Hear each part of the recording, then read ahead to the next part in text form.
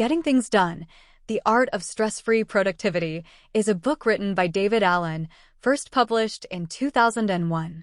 It's a guide to personal productivity, time management, and stress reduction. Overview. Picture this. You're drowning in tasks, overwhelmed by deadlines, and constantly stressed about what needs to be done. That's where David Allen comes in. He introduces us to the concept of the Getting Things Done, or GTD method, a game changer in the world of productivity. That's where David Allen comes in. He introduces us to the concept of the Getting Things Done, or GTD method, a game changer in the world of productivity. Introduction. David Allen introduces the concept of getting things done, GTD, as a methodology for achieving stress-free productivity in both personal and professional life. He emphasizes the importance of capturing all tasks, commitments, and ideas into an external system to free up mental energy and improve focus. Welcome to Chapter 1 of Getting Things Done, where we embark on a journey to master the art of productivity.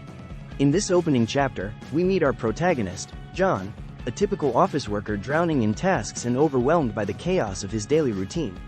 But fear not, for David Allen introduces us to the GTD method, a lifeline for those struggling to stay afloat in the sea of responsibilities. Allen lays the groundwork for GTD, emphasizing the importance of capturing everything that occupies our minds. From big projects to small errands, nothing escapes the grasp of our trusted system. By clearing our minds of clutter and capturing every task, idea, or concern, we create space for focused action. Remember the key lesson. Clear your mind, capture everything, and embark on the journey to productivity with confidence. Chapter 2. The Power of Processing. Welcome to Chapter 2, where we uncover the power of processing and organization. In this chapter, John learns the importance of processing his captured tasks. Armed with his list, he sifts through each item, determining its significance and next steps. With each task, he asks himself, what's the next action? Can it be done in under 2 minutes? If so, he tackles it head-on, clearing his list one small task at a time.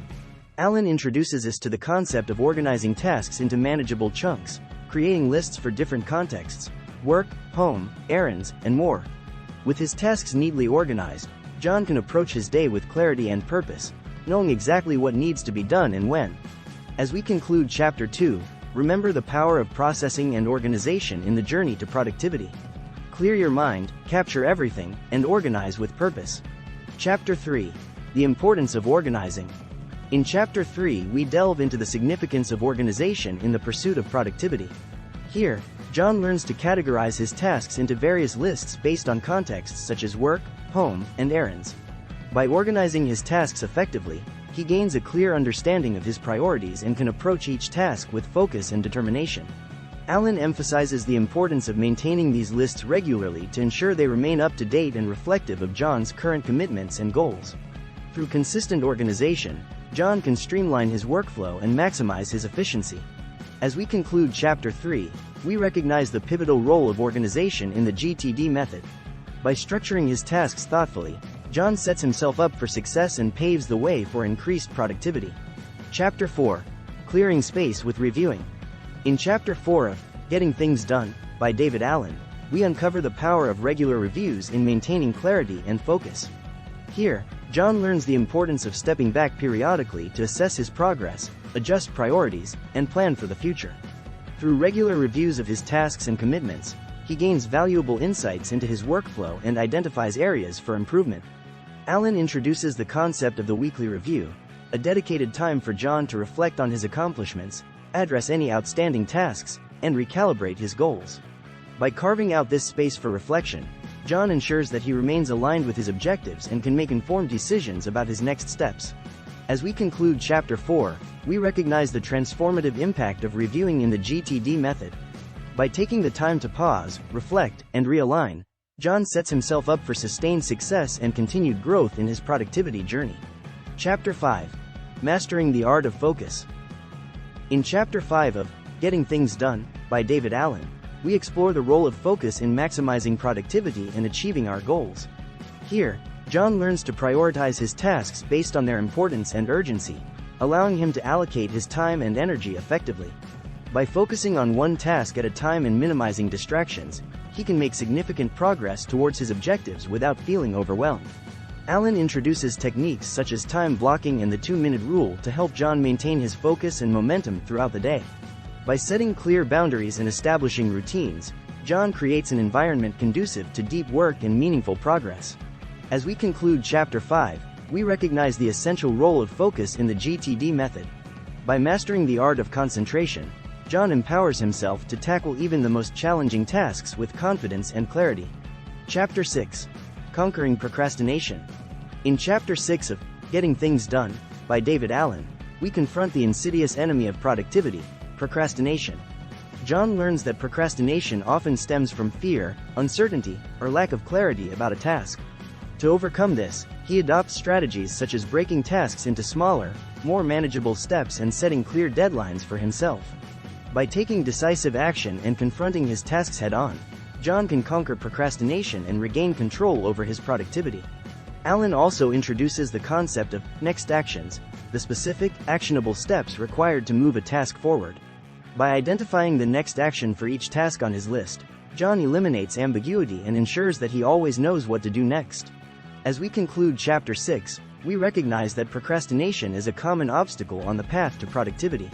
By implementing Allen's strategies and embracing a proactive mindset, John can overcome procrastination and unlock his full potential. Chapter 7. Harnessing the Power of Technology. In Chapter 7 of Getting Things Done, by David Allen, we explore the role of technology in enhancing productivity and organization. John learns to leverage digital tools and apps to streamline his workflow and manage his tasks more efficiently. From task management apps to calendar tools, technology offers a wealth of resources to help John stay organized and on track. Allen emphasizes the importance of choosing tools that align with John's workflow and preferences, ensuring that they enhance, rather than detract from, his productivity. By harnessing the power of technology, John can access his tasks and information from anywhere, at any time, and stay one step ahead of his commitments. As we conclude Chapter 7, we recognize the transformative potential of technology in the GTD method.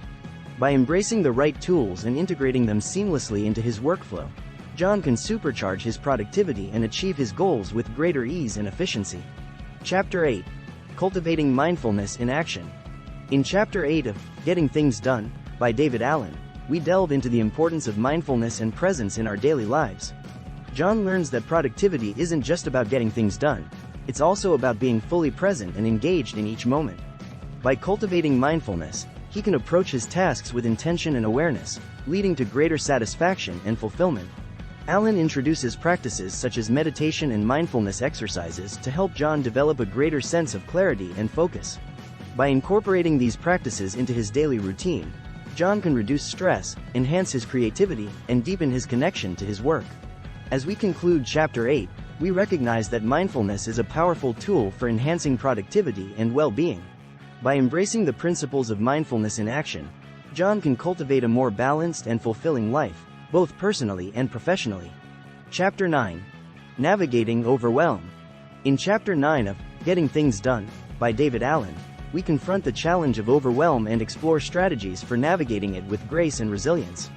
John learns that overwhelm often arises when he feels inundated by the sheer volume of tasks and commitments vying for his attention. To address this, he adopts techniques such as the mind sweep, a process of capturing all his thoughts and concerns to clear mental clutter and gain perspective. Allen also emphasizes the importance of setting realistic expectations and boundaries to prevent overwhelm from escalating. By learning to say no to non-essential tasks and commitments, John can prioritize his energy and focus on what truly matters. As we conclude Chapter 9, we recognize that overwhelm is a common experience in our fast-paced world. By implementing Allen's strategies and cultivating self-awareness, John can navigate overwhelm with greater ease and resilience, maintaining his productivity and well-being in the face of adversity. Chapter 10. Sustaining Productivity Momentum. In Chapter 10 of Getting Things Done, by David Allen, we explore techniques for sustaining productivity momentum over the long term.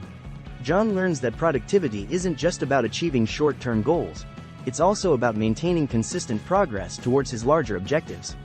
To do this, he establishes routines and rituals that support his productivity goals, such as daily planning sessions and regular exercise breaks.